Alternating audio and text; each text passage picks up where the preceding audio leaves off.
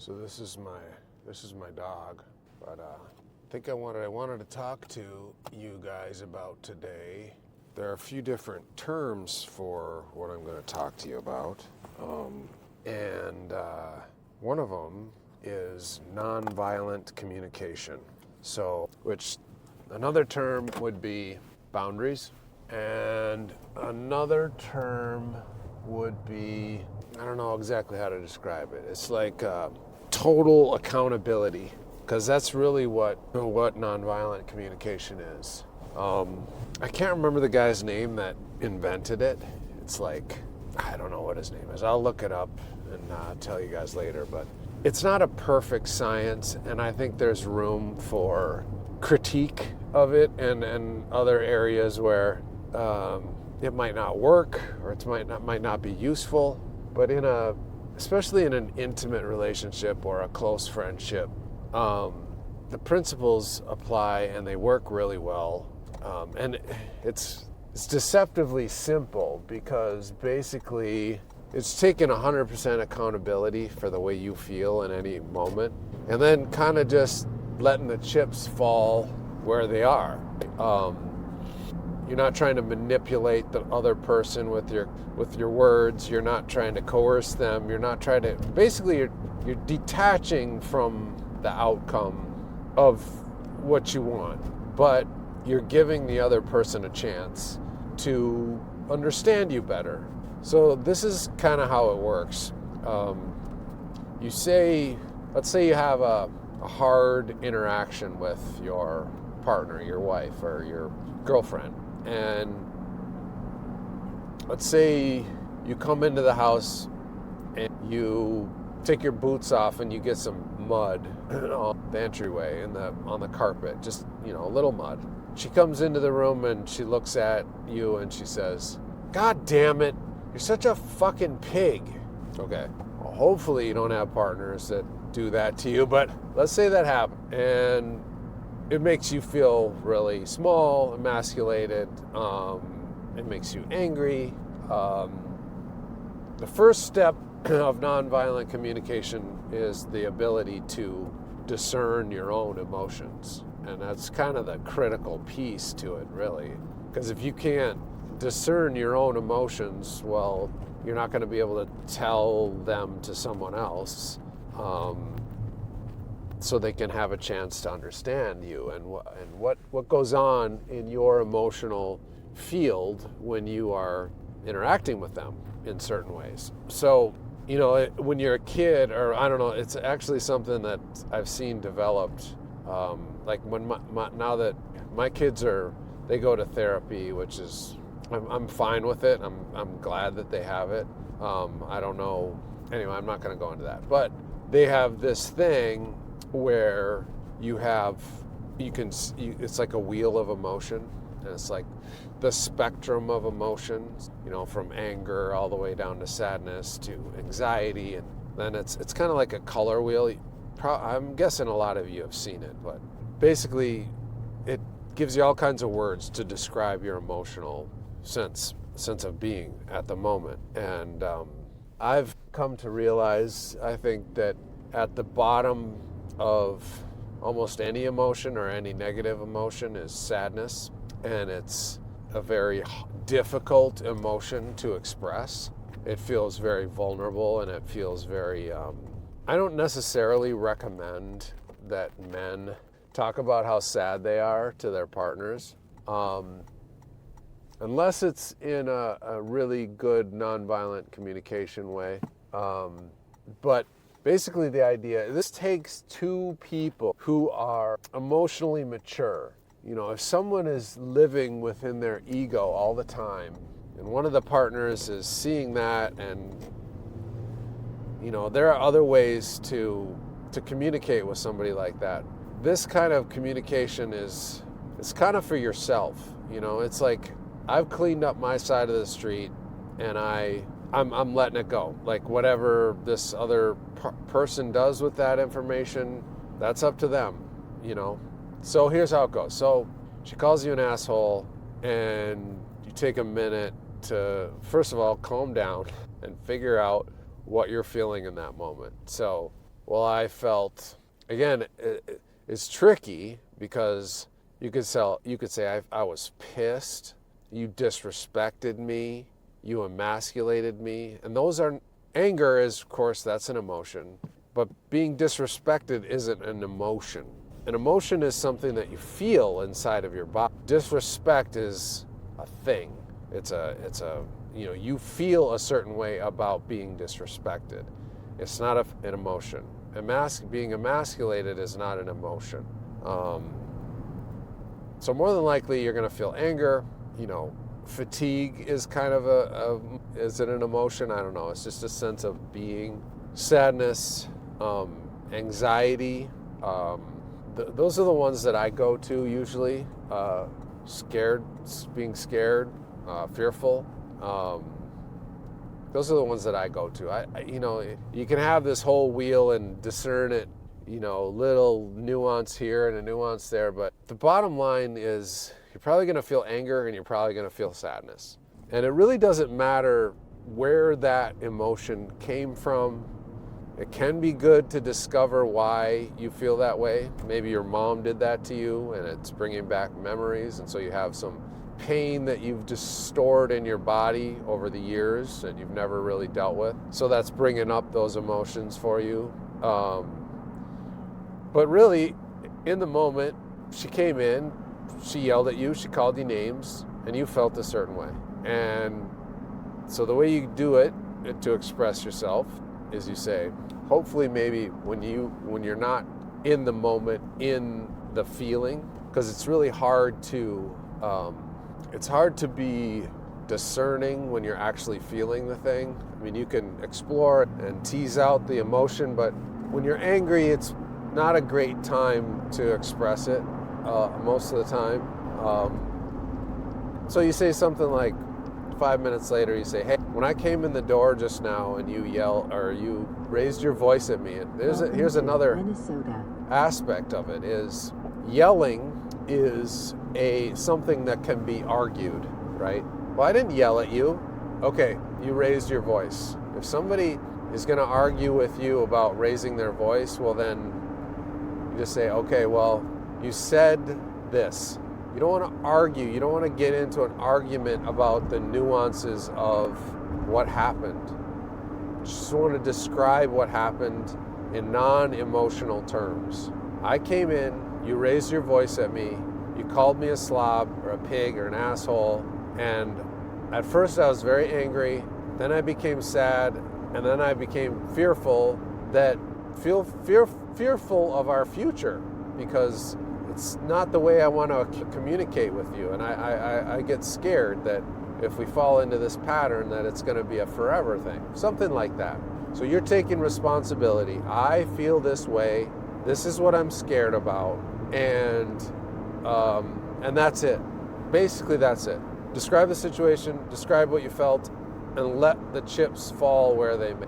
There's a second part of this, which I learned in one of my coaching programs that I did when I was getting a divorce, which is they actually called non-communication or non-violent communication, that was their term for it, boundary. How to set boundaries. First step of setting a boundary is to describe what happened and how you felt. And the second part of setting a boundary is a consequence. Now, a consequence, again, it has to be something that you can do by yourself. Obviously, you're not going to force your wife or your girlfriend to do anything. Well, your consequence is you got to go sit in your room for 2 hours if you ever do that again. That's not a proper consequence. Proper consequence would be, if that happens again, I'm going to take a few hours and disengage from this, from our communication. Or, you know what, next time this happens, we're going to have to take a break from talking for about a day, because I don't want that to continue, and I just have to take some space. So you're putting a consequence that only you need to do.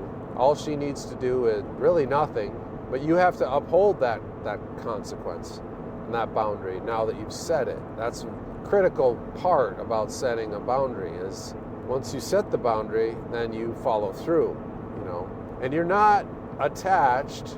I mean, in a best case scenario, in the most mature scenario, you're not trying to necessarily, maybe you hope, I hope this changes something. I hope this helps her understand how I feel when she does that. But it's not up to me, it's not up to the person setting the boundary to influence change. You're just taking care of yourself in the best way that you can. And the idea is, if that person respects you and cares about the way you feel, that they will take that to heart and say, you know what, I would really prefer my partner not to feel that way. And maybe if you are able to articulate that particular emotional state to her and she cares about how you feel, maybe the next time she'll think about the way she communicates to you. It may not happen right away, it may never happen, but at least you've taken care of your side of the street, you've taken accountability, and that's the other thing, is that truly have to embody total accountability for that. Meaning, you felt that way. Another person, if they were to be in the same situation, could feel a completely different way. They might not feel anything at all. They might just laugh it off and be like, okay, I'll clean it up, and not be impacted at all. So it's your feeling. You have the structure, emotional structure, that was built since you were a child that creates that feeling within you. Yes, is it her, I think name calling is kind of I think if you don't have a boundary around that in your relationship, just from the start, that's a problem. If somebody is willing to call you names, that's a huge red flag. And most likely, if they're in that pattern, the likelihood of them stopping it is very low. And if you're in a relationship and you're contemplating a long-term relationship with somebody that reverts to name calling, that's a deal breaker for me. If I were in a budding relationship and 6 months in, my partner started to call me names, I would have to think very hard about whether I would have to either see change quickly, or I couldn't continue in a relationship with that person. That's very immature. It's very emotionally dysregulated, and it creates huge problems that never go away if name calling is in their nature. And just explosive emotional outbreaks is another red flag. If the partner that you're with can't temper their emotions to the gravity of the situation, if you see what they're doing as out of balance with, if you get mud on a rug, it's not the end of the world. It's not an emergency. It's not life or death. And if they're just, exploding emotionally, well, that's a problem, especially if you're better at emotionally regulating yourself, because that's just going to create disharmony. And people that justify emotional outbreaks and out of balance emotional expressions, it takes a long time for the ego to step back, and for those people to see what they're doing is harming other people, is because they don't have to, but you want to be with a partner that can take responsibility for their own emotions and not blame you for the way they feel. And again, back to nonviolent communication, it's so important not to use blaming words when you're describing the event and the way you felt about it. You yelled at me and you made me feel like this. That's not what happened. You raised your voice, you called me 2 names, and I felt this way. When that happened, this is how I felt. You're not saying you made me feel that way.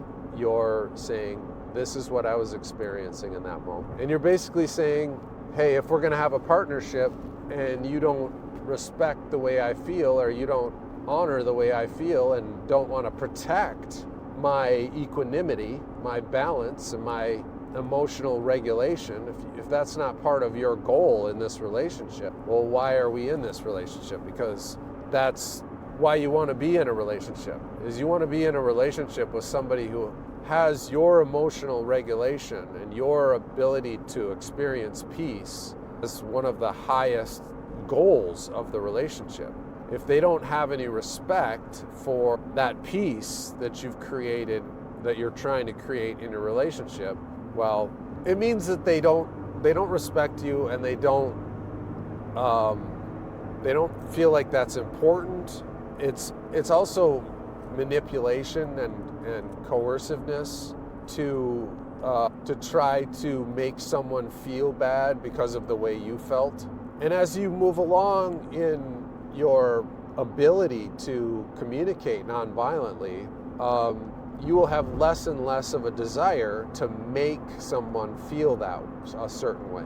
You'll realize that you felt a certain way because that's the way you're set up to feel. And the more you take responsibility for that, the less it will impact you. But if you're always fighting for balance and peace and regulation within your relationship, that's not a good use of your time. There are other things that you could use your time doing in a relationship. And obviously, if you're married with kids, and you can't just leave, I mean, maybe some people just do. They don't put up with that and they just leave. But it's harder to leave when you have kids and you have a house and a mortgage and a marriage contract and all that stuff. And I remember when I was going through my divorce, talking to one of my coaches, and I was, he could see the writing on the wall. He didn't really tell me, he didn't come out and say, hey, your relationship is over. Like, you got to kind of face it. He didn't ever really said that, although I can see that he knew that was happening. Now that in retrospect, I can see that. But for a long time, I just wasn't in the place of saying, okay, I'm ready to end this, And he said to me, you're the type of person that will leave no stone unturned to try and solve a problem, especially something as important as a marriage. And I said, yeah, it is. So that was a good way to frame it for me, that even though in my heart I knew it was over, I was still willing to try. And then when it finally was over, I could kind of walk away with some dignity, knowing that I did everything I could to save it or to rebuild it. And so anyway, that's kind of a side note. But so boundaries and nonviolent communication. Now again, it's one of those things where, as a man, one of your roles, and I think most women, even if they wouldn't necessarily agree with me, I think they really do value, safety in a relationship. And when they see a man experiencing sadness or anxiety or fear, they don't feel safe, because most of the time, many times, the man is the provider, and that creates anxiety in the woman. That, is he going to lose his job? Is he going to become unhinged? How do I protect my family? All of these things start to go on almost subconsciously in the woman. So you have to find a balance there as a man, to how much sadness and anxiety you want to express to your wife, to your girlfriend, so that they always know that you're okay. Even if you're experiencing an emotion, they can see that you're dealing with it, and that you have the tools and the resources and the network to come through that on the other side, and to keep them safe and provided for. And that's why I think I'll just kind of end on this one, because it's getting 26 minutes here.